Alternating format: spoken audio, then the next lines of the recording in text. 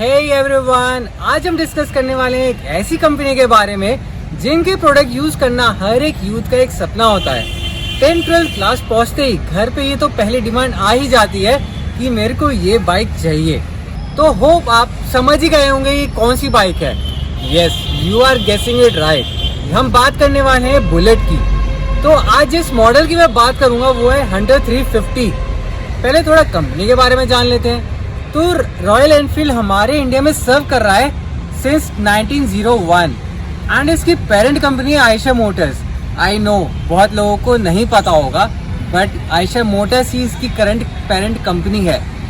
Eicher Motors तो सबको पता ही है, they deal in buses and trucks. आज इनका शेयर की कॉस्ट है 4601। तो क्यों ये शेयर इतनी टॉप में है? क्या ये सही में इतनी वैल्यूएबल है? क्या जो यूथ इतनी डिमांड कर रहा है ऐसे ही डिमांड करता है? तो आइए थोड़ा जान लेते हैं क्या पैशन है इसके पीछे। तो यूथ जो दीवाना है बुलेट का, तो क्या वो इसकी साउंड है? तो चलिए एक बार इसकी साउंड भी देख ही लेते हैं।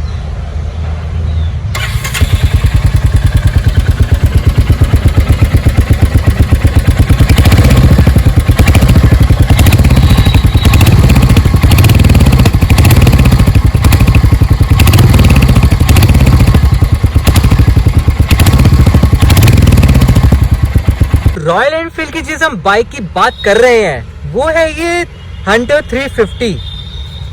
अगर मैं इसकी लुक्स दिखाऊं आपको साइड एंगल, तो ऑब्वियसली जो यूथ पागल है ना वो तो सही में इस बाइक के लिए जायज बनता ही है। वहीं पे बात करें स्टेबिलिटी की, तो ये जो आपको इतना मोटा टायर दिख रहा है ये देता है इसे एक परफेक्शन फॉर द स्टेबिलिटी। तो रीजन तो आप समझ ही गए होंगे क्यों इतनी डिमांड में रहती है ये बाइक, क्यों है दुनिया इसके लिए पागल।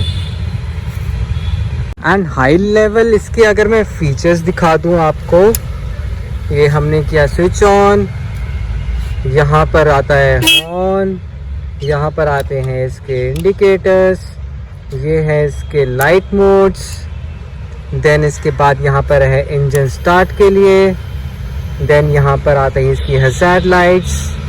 एक बार स्टार्ट करके देख भी लेते हैं।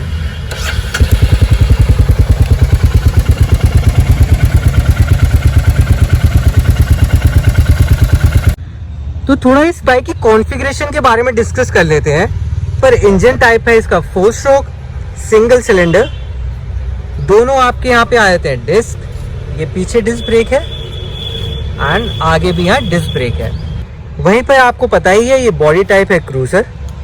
हमारी डिफरेंट बॉडी टाइप्स आती हैं just for giving the information, naked, scooter और स्पोर्ट्स एंड अदर्स, बट ये हमारी क्रूजर टाइप है। यहीं पर इसमें ABS आता है सिंगल चैनल, गियर बॉक्स आ जाता है इसमें 5 स्पीड का, एंड एमिशन टाइप है इसमें BS6 2.0 नॉर्म्स। वहीं पे अगर मैं आपको थोड़ा हाईलाइट दे दूं 2.0 नॉर्म्स में ऐसा क्या होता है, जो इन्हें सर्टिफिकेशन मिलता है ये मिलता है ऑन रोड एमिशन टेस्टिंग के बाद। अगर मैं इसके मीटर की बात करूं तो यहाँ पर हमें मिलता है fully digital meter with trip meter and tachometer as digital. यहाँ पर इंडिकेटर्स मिल जाते हैं which is guiding for the low battery, low fuel and service indicators भी आते हैं इनकेस अगर आपकी सर्विस ड्यू हो, and other details like how many kilometers it has run। तो यहाँ पर आप देख सकते हैं ये 1.5 साल में 13,000 किलोमीटर्स रन हो चुकी है। तो हमने इतने फीचर्स की बात कर ही ली है, तो क्यों ना इस बाइक के ओनर का एक्सपीरियंस भी देख लेते हैं। हमें तो बहुत अच्छी ही दिख रही है, बट जो चला रहा है क्या पता उसे और अच्छी लग रही हो। तो आइए डिस्कस करते हैं। तो ये है हमारे सामने प्रशांत जो ओन कर रहे हैं इस बाइक को। तो प्रशांत, आप कितने टाइम से इस बाइक को ओन कर रहे हो? समवेयर अराउंड 1.5 years हो गए। लद्दाख वदाख होके आए हो या फिर बस यहीं लोकल में चला रहे हो? नहीं, लद्दाख जाना है एंड बेसिकली अभी ऋषिकेश टेहरी तक गए हैं। नैनीताल की भी एक ट्रिप की है एंड बेसिकली और भी बहुत सारी ट्रिप्स है जिसको करना है, उसके बाद लद्दाख जाएंगे। मतलब यहाँ पे हम डिस्कस कर सकते हैं लॉन्ग ड्राइव भी और शॉर्ट ड्राइव भी, करेक्ट? तो चलिए पहले एक लॉन्ग ड्राइव से बात कर लेते हैं। तो कहाँ गए थे, कितने किलोमीटर की ड्राइव थी और कैसा एक्सपीरियंस रहा आपका? सो बेसिकली टहरी गया था मैं, काफ़ी अच्छा एक्सपीरियंस था, कोई ऐसी प्रॉब्लम नहीं हुई बाइक के साथ एंड इट वेंट वेल। कुछ 200 किलोमीटर 300 किलोमीटर आराम से चली, कोई टेंशन नहीं, बिल्कुल कंफर्टेबल था एंड किसी भी तरह का कोई इशू नहीं हुआ। ओके, कंफर्ट में अगर मैं बात करूं तो कैसा एक्सपीरियंस रहा जब आप इतनी पहाड़ों की ड्राइव करते हैं? तो ऑब्वियसली बैक एक तो मस्ट है, तो ये एक्सपीरियंस नहीं मिला आपको? सो पहाड़ों की ड्राइव में आई विल से कि जब एलिवेशन पे जाते हैं एंड लेट्स से आपके साथ पीछे कोई बैठा हुआ है तब थोड़ा पावर कम फील होता है, ठीक है, एलिवेशन पे मैं कह रहा हूँ। उसके अलावा और कोई पहाड़ों में आपको इशू नहीं मिलेगा। तो अब हम बात कर लेते हैं इसकी शॉर्ट ड्राइव्स की। आप ऑब्वियसली शॉर्ट तो काफ़ी ड्राइव करते ही होंगे, ऑफिस तो जाते ही होंगे इससे, तो माइलेज क्या रहता है लोकल में? इतना ट्रैफिक है तो क्या कंफर्टेबल रहता है? देखो माइलेज इसका लोअर साइड पे है, ठीक है, तो ये दिखने में थोड़ी सी छोटी है क्लासिक 350 से, पर इसका एक्चुअली में जो माइलेज है वो उससे ऑन दी लोअर साइड है।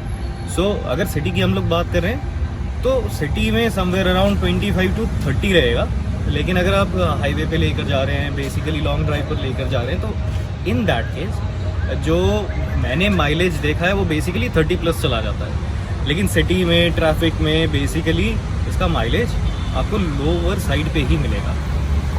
तो आप 1.5 ईयर से ड्राइव कर रहे हैं तो ऑब्वियसली प्रॉब्लम्स तो कुछ ना कुछ आई होंगी।